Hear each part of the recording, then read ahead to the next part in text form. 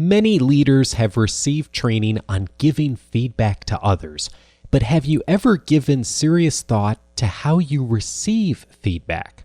On today's show, one of the authors of the New York Times business bestseller and one of my favorite books of all time, Difficult Conversations, on their new book, Thanks for the Feedback. This is Coaching for Leaders, episode 143. Produced by Innovate Learning, maximizing human potential. Greetings to you from Orange County, California. This is Coaching for Leaders, and I'm your host, Dave Stachowiak. This is a weekly coaching show to help us all be better leaders through improved communication, human relations, and personal productivity, the people side of business, organizations, leadership.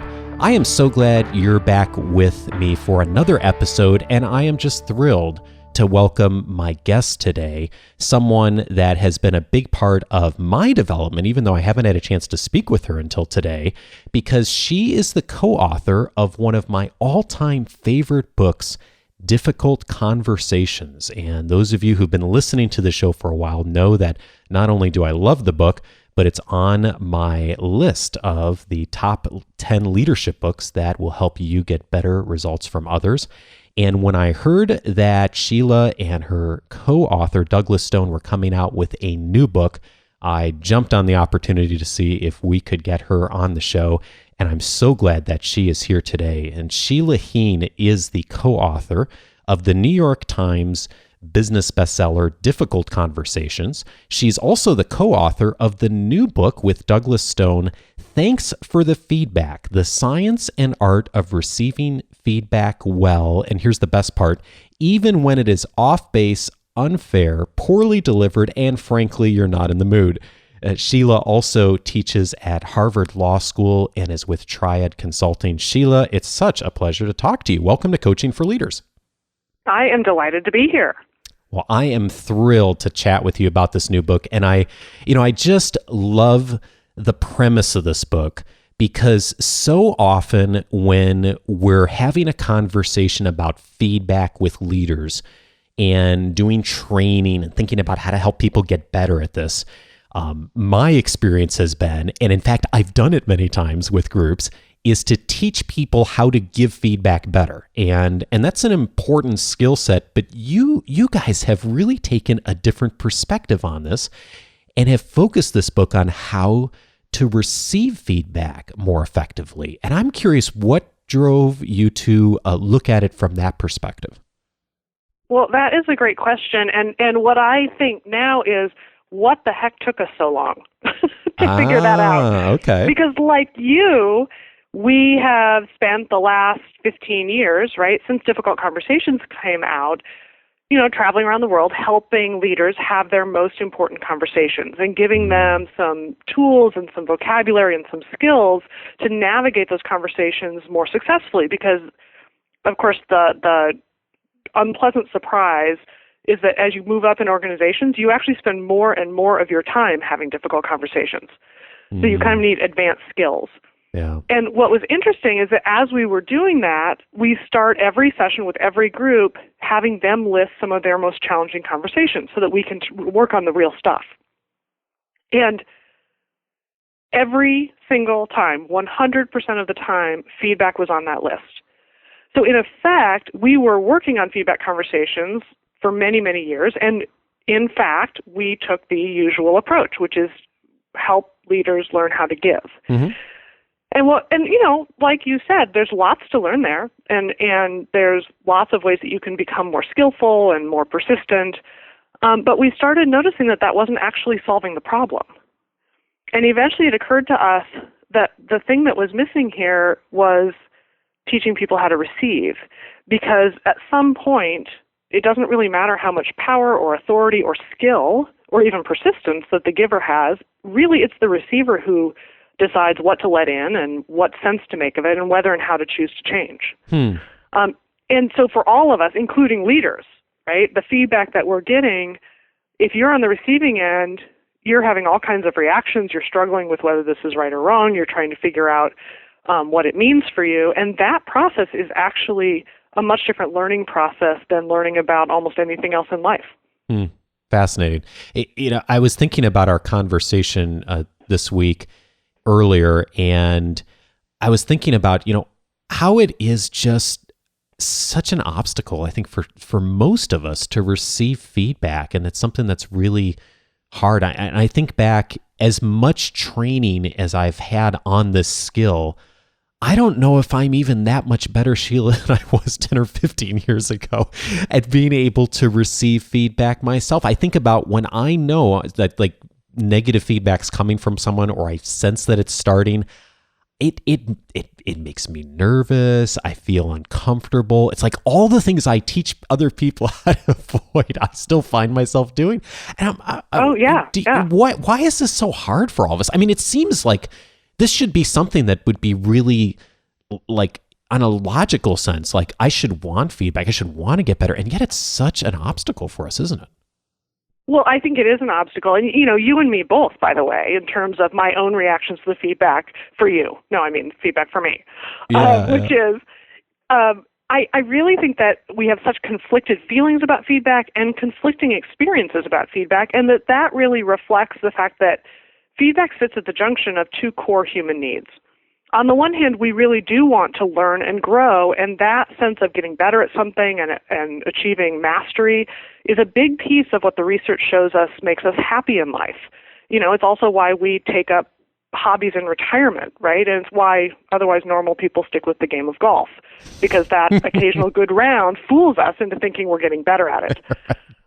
But there's this second human need that runs right alongside it, which is the need to be respected and accepted and maybe even loved in our personal life just the way we are now.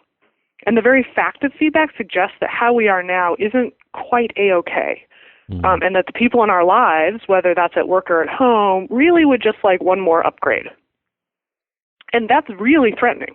So I think we have these conflicting experiences where on the one hand, sometimes we get just the right piece of coaching, or looking back, we can see how we learned something that's been so valuable to us, and yet it came out of some of our most painful experiences. Interesting. So Douglas and you have put together a framework as part of the work you've done around this book of 6 different steps that can help us all to become better at receiving feedback. And would it make sense for us to look through some of these, or maybe all of them, and look at, what are some of the things that leaders should be thinking about, or really anybody should be thinking about as far as the receiving part of the feedback? I think that's a great idea. And let me add that the 6 steps really come out of 3 core reactions that we have to feedback. One is a reaction or a trigger around, is this true or is it not true about me, right? Is it right or is it wrong? And by the way, if I can find something wrong with it, then I can relax and set it aside and move on with my life. If there's something that's right about it, if it's right about me, well, then I have to keep worrying about it. So we're really incented to wrong spot. And the challenge is that there will always be something wrong with the feedback that you get. So you can use that wrong spotting to actually dismiss things that are potentially useful. The second trigger is around what we call the challenge of we, or relationship triggers. So who's giving you the feedback often is a louder message than what they're saying, right? I don't like you. I don't trust you. You have your own agenda. How you did it or where and when you did it was completely inappropriate. And we can focus all on the who and lose track of the what. And then the last is just identity triggers, that each of us is wired in a different way, and how I tell the story of who I am, as well as my particular temperament and wiring, has a profound influence on how I respond to feedback. Individuals can vary in their sensitivity to feedback by up to 3,000%. Wow. And understanding whether you're particularly sensitive or you're pretty insensitive, or maybe I should say even keel. If you're at one end or the other of that spectrum, there are challenges actually on both ends, but it could just help you understand yourself. So the 6 steps really come out of taking a look at 3 core kinds of reactions that we have to feedback, and then what do you do about them? And I really hear the echoes of the things that you all talk about in difficult conversations in that as well, too, of just some of the, I think of the word contribution. One of the points you make in difficult conversations is that, it's not often that one person's 100% contributing to a difficult conversation and the other person's 0. Usually there's some, maybe one person's 95 and the other person's 5, but there's still some 5% contribution that we're bringing. And I almost think about that from the standpoint of, the true or not true. It's so easy to find that one thing that someone says that isn't true and then dismiss everything else when in fact they may have some really, really valuable information for us. I think that's right. And you know what? Their feedback might be 90% wrong, but that last 10% might actually be just the thing that you need to think about in order to grow and change. And particularly for people who are coming into leadership positions from a role where you are the smartest person in the room and you do have all of the answers. And now suddenly you got promoted into a role where your job isn't to have the answers anymore necessarily. It's actually to manage other people. And nobody tells you that that's actually a completely different role and a different set of skills. And so your ability to learn quickly and accelerate your own learning in that role is crucial to succeeding in that role and continuing to succeed as you move through future roles. And so this book was really designed, how do we actually take control of and accelerate our own learning so we're not dependent on waiting for the perfect giver to come along. I love that you guys do that with your writing, is that it's so accessible and practical. I've had so many people over the years say, difficult conversations was a read that absolutely helped me in my professional and personal relationships immediately. And I think that one of the things you do is you really break it down and make pretty simple for people to apply it. Not always easy, but simple as far as the, here's the step that you would want to take. Here's the things you'd want to be considering about in these difficult situations. And so let's look at some of these, because I love this model that you've put forth. And so the first thing that you mentioned in these 6 steps is know your tendencies. Tell me more about that.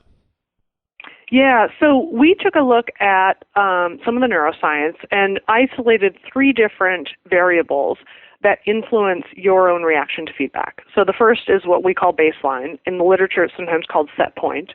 And the idea here is that there's a level of satisfaction, happiness, or unhappiness that you gravitate back to in the absence of life events. And so if the scale is 1 to 10, some people just live their life at 9. Right? They're just unbelievably cheerful. The smallest things make them happy. The biggest things make them even happier. Other people live their life at 2. They're chronically sort of dissatisfied, and it's just the way that they're built. And the reason that matters for feedback is that particularly if you have a low set point, positive feedback can be muffled for you. The volume on it is turned down. You don't have as much reaction to positive feedback. So it's harder for you to use positive feedback to balance negative feedback because the negative feedback volume is going to be turned up. Got it. Interesting. Yeah. So second variable then is swing. So how far does positive or negative feedback knock you off your baseline? When 2 people on the same team get feedback from a customer or a client, one of them can be like, yeah, okay, that's important for us to pay attention to. The other is devastated, which of course leads the even keel person to say, like, you're totally overreacting, which compounds the negative feedback for the person who has a big swing. And the third variable then is recovery. Like, how long does it take you to come back to your baseline? And by the way, you can have different tendencies for positive or negative. So it might take you a really long time to recover from negative feedback, but you might actually lose the benefit of positive feedback. You don't sustain it very long. You get a positive email from the client, and that sort of stays with you until you open your next email. Oh, interesting. So those 2 could be totally different. And if we knew more about ourselves as far as how we handle those 3 variables, how does that help us in the receiving of feedback? So I think one of the things, there are 2 things that understanding your own profile does for you. Number one, if you know that you're sensitive and you swing wide, one of the things that happens is that when you're devastated by something, it can distort your sense of the feedback itself. The feedback itself becomes supersized.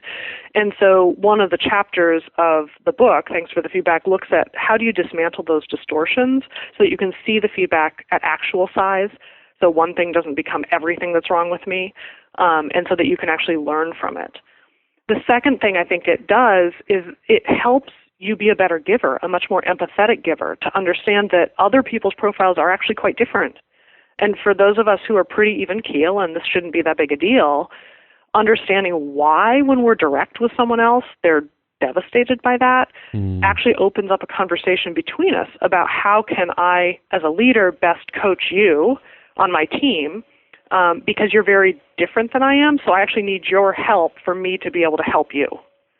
And that conversation, I think, particularly when people have different profiles, is critical so that the feedback that you provide to other people is actually getting through and useful to them. That's great. So I might do different things in a leadership capacity when I'm interacting or even then giving feedback because of the fact that I understand the differences other than just thinking that the whole world responds the same way I do. Yeah, exactly. It also might help you understand why when you give feedback that's kind of indirect, because of course you would be devastated by it and you figure, well, they'll get the message. Somebody on the other end sometimes isn't getting the message at all. They actually need you to be much more direct, and that's okay with them. It's actually important to them. So it can change. You can then adapt your giving to match your receiver and open up conversations where they can coach you on how to coach them. Perfect. And I know your second point is that you should disentangle the what from the who. And you mentioned this a few minutes ago, Sheila. I don't know if there's more you wanted to say on that. But we do sometimes tie too much of what it is that we hear to who's delivering it, it sounds like. Yeah, I think that's right. And it has everything to do with, how much do we trust them? Do we think they have their own agenda for this feedback? Who are they to say, I was unaware I cared about your opinion, go away? But one of the surprising things that I think is a little bit counterintuitive is that one of the MVPs in the feedback game for you is actually the people that you find hardest to work with. And when we're asked to tap a few people to give us feedback, often we'll pick the people who we know like us and who we enjoy working with. But those people often don't see your edges because you fall into an easy complementary working relationship. It's the people you find difficult to work with, where there's friction in the relationship, they do see your edges, partly because they're so good at provoking them. And those people are actually exactly the people who might be best able to give you some good coaching. So going to them, not to say, do you have any feedback for me? Which is, by the way, a terrible question, which we'll probably talk about in a minute. But instead to say, hey, what's one thing I'm doing, or maybe I'm failing to do, where I'm getting in my own way? Or what's one thing I could change that would really improve the collaboration between us? That actually can not only get you some valuable feedback, but it also can start to change that working relationship. Wow. I love that. And I want to get to that question too of, do you have any feedback for me? Because I have a story around that just from the last couple of days, which is great. Oh, good. So cool. So, and you also coach people, speaking of coaching, to sort towards coaching when you are hearing feedback. What do you mean by sort towards coaching? Yeah, so there's this way in which we all use the word feedback to really refer to three very different kinds of things, and we're kind of sloppy about it. So really there are three kinds of feedback. One is appreciation, and appreciation just says, I see you, I get you, you matter. And sometimes at work, people on your team will say, I wish I got more feedback around here. And what they mean is, I wish somebody noticed that I work here. The second kind of feedback is coaching, and coaching is aimed at helping you get better at something. It's the most valuable kind of feedback in terms of adapting more quickly to a new role, etc. The third kind of feedback is evaluation. Here's how you rate or rank, or here's how you stack up. Here's where you stand. And evaluation, which is judgment, is probably the most emotionally loud, and it can drown out coaching. Now, the problem is that that means that we're really prone to hearing any feedback as evaluation or judgment and reacting to it that way, even when our giver actually intends it as coaching. And so one of the things that can help is actually to sort your feedback to turn it into coaching, whether it was intended as evaluation or not. And this has changed the way that I parent. When my kids bring home report cards. Oh, interesting. How so? We sit down and we take a look at, okay, well, there's a lot to appreciate here in terms of the effort that you've put in and the work that you've done on the following fronts. Now let's look at the grades R evaluation. Let's look at the evaluation. What does this grade tell you about what you can change? And to tease out coaching from the grade itself to say, okay, what do you want to change that this grade is suggesting might help? And then we keep sorting that to try to make the coaching very concrete. So my son said, well, I need to study more before the math tests. I said, okay, what does study more mean? Does it mean more time? Does it mean take notes differently? Does it mean change what you're studying or how you're studying it? Does it mean start earlier to study? And so he walks away with some coaching for himself about what he wants to change, and that all comes out of the grade, which is pure evaluation. I love that. What a great question. What does that tell you about what you can change? That's great. And, if we could have those conversations in performance reviews end up being a catch-all often for a little bit of appreciation, which we kind of forgot to give on a more consistent basis at other times. All this coaching that we've been saving up and thinking, oh, well, I'll talk about it, when we get to the performance evaluation, if not before. And then a rating or ranking. But the problem is the rating or ranking is so loud, the person doesn't really hear the appreciation, and they certainly don't remember much of the coaching. So actually separating them in time or coming back to say, so let's talk about what that evaluation or that rating suggests about what you want to change, and talk to them about it not in the same conversation, or at least repeat the conversation at a time where they can actually hear it. Got it. Yeah, that resonates with me a lot because I've worked with people over the years, and we've talked about that model that a lot of people have learned with giving feedback of, say something nice, then say what you really need to say, then finish it with saying something nice again, and how so many people have been trained just to listen for that and completely ignore they don't even pay attention to the nice things at the beginning and end because they know that they know that there's something critical coming in the middle, so they completely set it aside. Well, that's exactly right. That's sometimes called the feedback sandwich. Yeah. But everybody knows that what's important in the sandwich is what's in the middle. Yeah. We don't call it a ham bread sandwich. We call it a ham sandwich. Right. So they know that the real meat of this conversation is what's in the middle. And the authenticity, even if the positive things before and after are genuine, they get dismissed because they're assumed not to be genuine. Fabulous. Okay, so you also say unpack the feedback. How does that play into the sorting toward coaching? Well, most of the feedback that we get, and you can tell me if you've had a different experience in the world, but my experience is most of the feedback we get comes in these really vague labels. You need to be more of a team player. You need to be more proactive. You could have been more assertive. You need to speak up more. And what that means in terms of, okay, if I were to take your feedback, what is it that you want me to do differently? I need to be more of a team player. What does that exactly mean? Does it mean I'm turning down opportunities to help someone else that I should be taking? Does it mean I should be including other people on my own projects?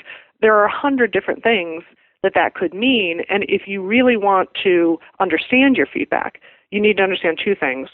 You need to unpack it to understand where it's coming from. What was it that you saw me do or failed to do that leads you to say I need to be more of a team player?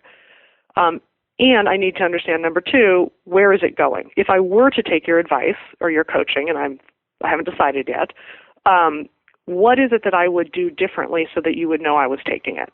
And either of those makes it almost instantly much more concrete.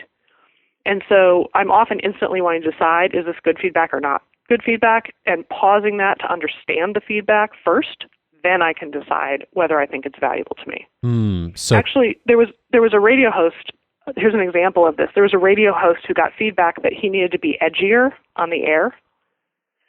And he was really upset by the feedback and felt like, oh, that's just not who I am. And he thought about it for several days. And then he went back to say, I'm not going to take your coaching.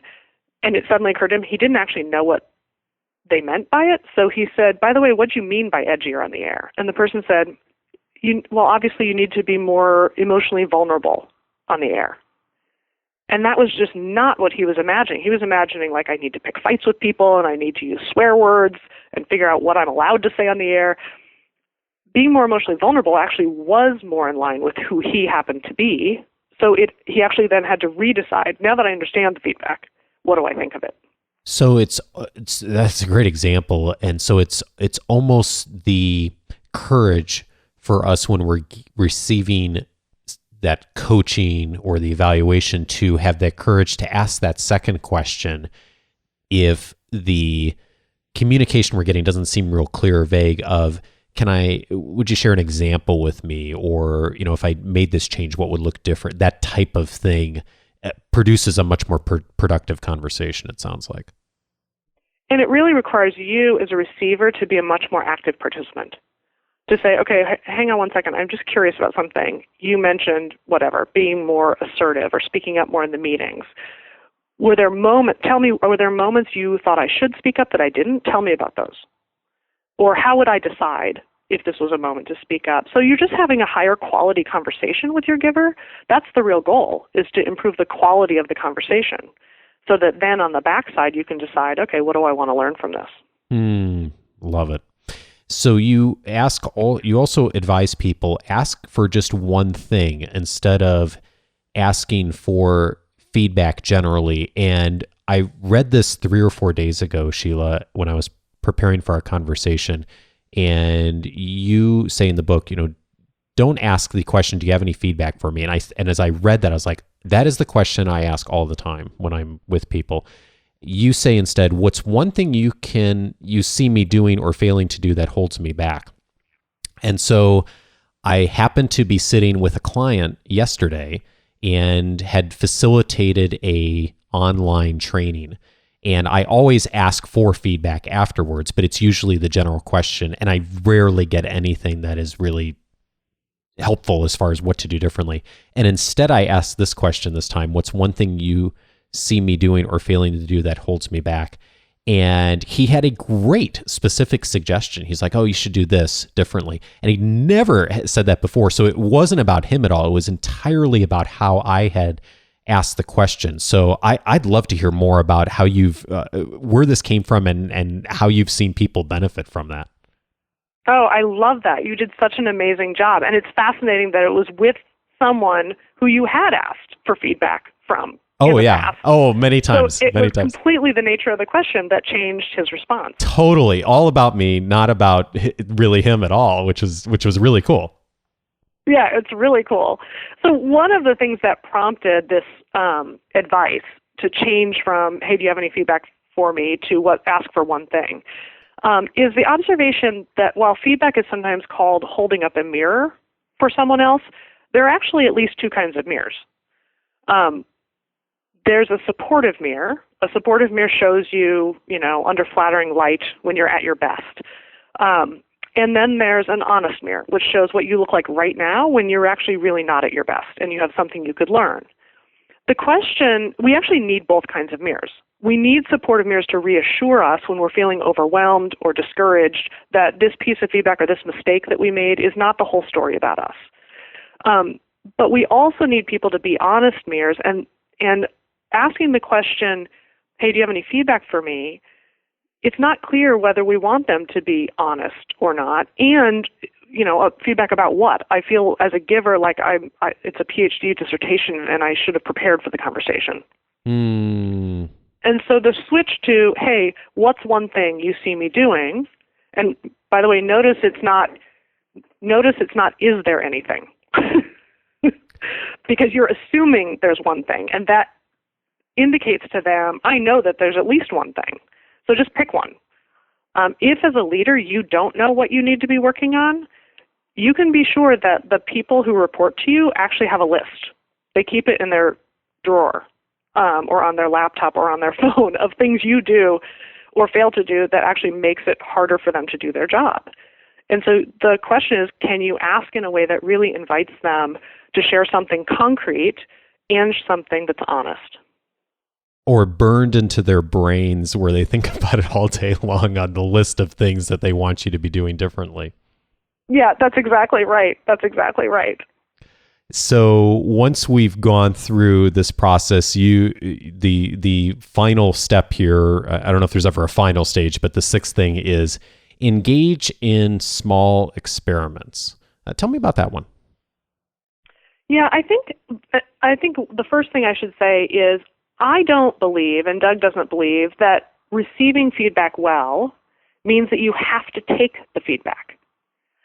Receiving feedback well means getting much better at eliciting feedback, at sorting through it and finding what's valuable, and then making a good informed decision about what to take and try out and what to leave behind.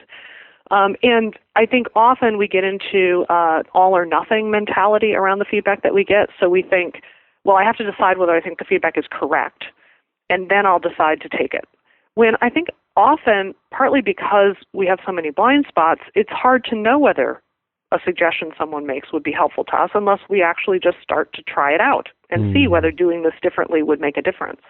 And so what we encourage people to do is don't decide whether you agree with it or not. Actually just experiment with it and see whether it's helpful.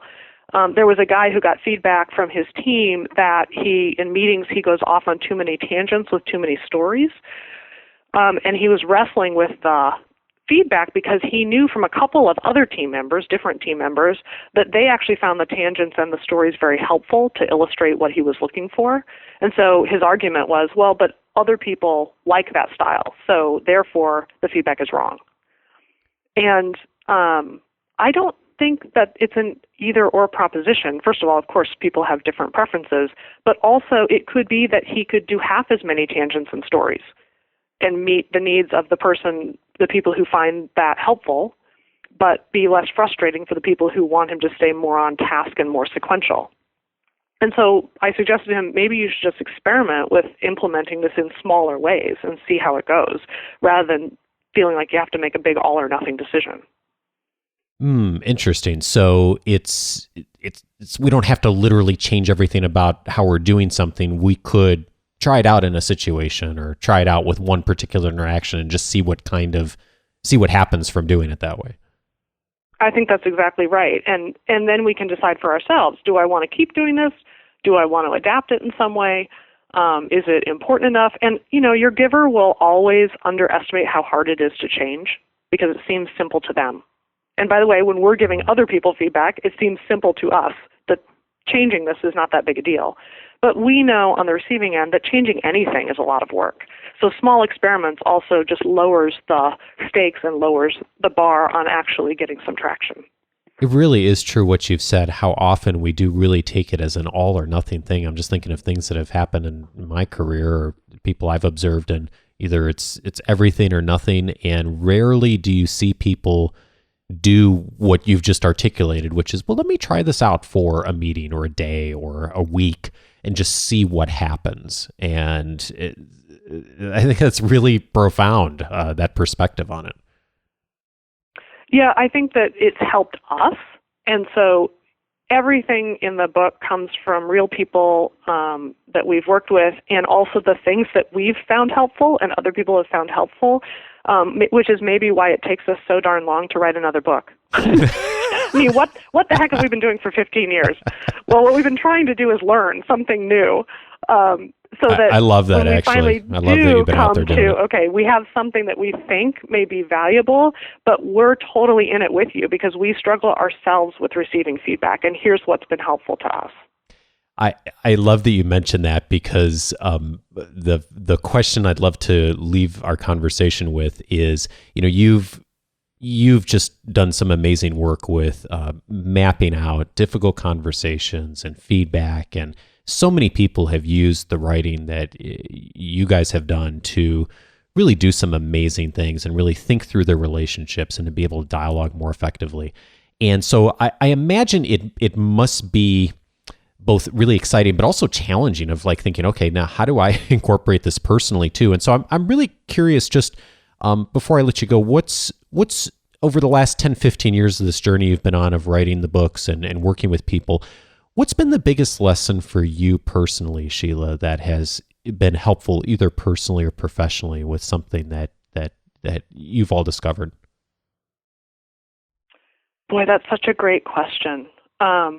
I think that what I'm much more aware of and more acutely aware of increasingly over the years is how much further I have to go in terms of learning.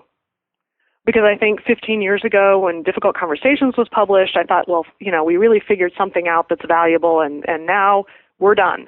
And by the way, that means I'm done because I know what I'm talking about now and I know what I'm doing. And of course, life immediately disabused me of that fantasy. Oh, yeah. Yeah. I don't know if you've had that experience. Oh, for sure. Daily. Yeah. So, how did it happen for you? consistently. Was there one incident or moment where you were like, "Oh gosh, I don't have that figured out"? Well, over the years working with clients, you feel like they're hiring me to have instant answers. And learning over the years, actually, they're hiring me to help them think through the questions and to have good instincts. And I'm getting better and better questions or more and more insight. And, I've come to appreciate that actually 5 years from now, I'll be a lot better at this than I am now. And I don't even know what I don't know yet. So that I think the feedback book really comes out of the observation that we're never finished. And having a growth identity, which is I actually need accurate feedback because that tells me what I need to work on next. Totally lowers the stakes on feedback because it's not giving me a verdict about whether I'm good or bad, competent or incompetent, a good leader or a failure as a leader. It's just telling me what's next on my journey. That's fabulous. And it's so much the story of leadership too. A lot of us go into leadership management roles thinking that we now have a responsibility to know more of the answers. And the reality is we discover as we do more of it over time is really what people need is to have better questions and have someone who can facilitate a dialogue and really help to be that person that asks the right question versus has the right answer. So it's such the story of leadership, isn't it? I think it is, and this book really is designed to equip people to take charge of and accelerate their own learning. And partly because the research shows that those who go out and elicit negative feedback, and what they mean by that in the literature is you're not just fishing for compliments. You're looking for what's the next thing I could do better. Those people adapt more quickly to new roles. They report higher satisfaction at work, and they get higher performance reviews. So this is a set of skills that's learnable and that actually enables you to take charge of your learning, but it also changes how other people see you. And that's profound.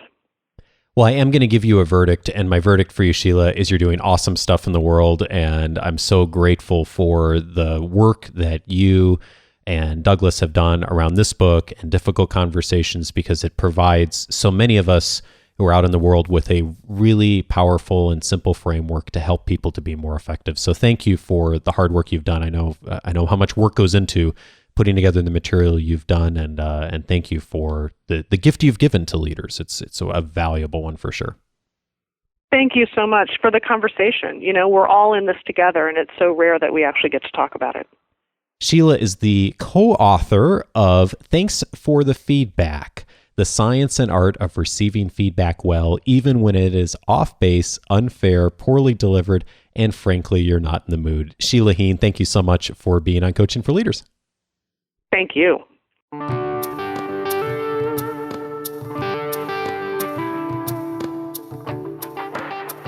I really want to thank Sheila for her time today, and I'm so grateful for the actions that she outlined of the things we can do, the real practical things that we can do to get more out of the feedback that we receive. And a lot of things here that I think just about all of us could take action on. So my challenge for everyone here is to choose one of those things. What's one attitude change you could make today that would help you benefit more from feedback? Pick something that Sheila mentioned in this conversation and apply it. And if you do, I'd love to hear what you find is helpful, much like I was speaking on the interview of having tried one of these tools already and seeing a great result come out of it. So that's the first thing to do. And then secondly, I know many of you share this show with your teams when you find topics that are helpful. And this is one of those conversations that it's a little awkward to send someone a link for something that says, how to receive feedback better. Because if I got a link like that from someone, my first thought would be, maybe they don't think I receive feedback very well. But this is a show, I think, that for those of you who do share this show with your teams, I think is a wonderful conversation for a team to send out to folks. So if you do send it out, don't just send it to one person, send it to your team. And I think that this is potentially a framework that is helpful to an entire team of how we can have better dialogue, listen more effectively, and get the results that ultimately are going to benefit everyone in the organization and drive everyone's career. And so I would love to hear your feedback, and I know Sheila would as well, on what you apply and what you do. And the best way to join the conversation is to go to coachingforleaders.com/143. That'll take you right to the notes for this episode. And of course, as always, at the bottom of the page is a place that you can join the conversation as well. And as always, if you have general comments, questions, or feedback about this episode or anything in a past episode or for a future episode, you can submit that at coachingforleaders.com/feedback. Of course, all the links in the show notes will come to folks who get the weekly updates each Wednesday, so watch for that as well. And speaking of the weekly update, a huge thank you to all the folks who have subscribed in the past week. I do send out a weekly email on Wednesdays with an article, a quick read that'll help you to be more effective in your leadership skills, as well as the show notes at the bottom of that email with all the links and resources of every show that we discuss on air here. And so you can get that as well by going to coachingforleaders.com/subscribe.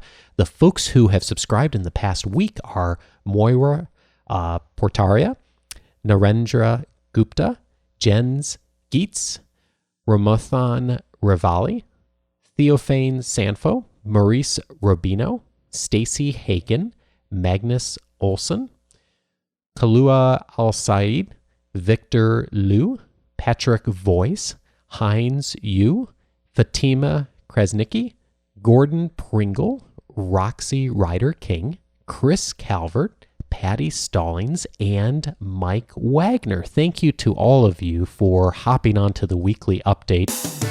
If you'd like to receive the weekly update as well, you'll also get access to the 10 leadership books that will help you get better results from others. That's a downloadable guide and a video. And as I mentioned on the show, Difficult Conversations from Sheila Heen and her colleagues is one of those 10 books, but of course there's 9 others too. And I know that if you took the time this year to read even one of those 10 books, that it will really do wonderful things for your leadership development. So if you would like to get access to all of that, just go to coachingforleaders.com/subscribe and you'll get instant access. Hey, it's been a real pleasure joining you again this week, and I look forward to speaking with you next Monday. Have a great week.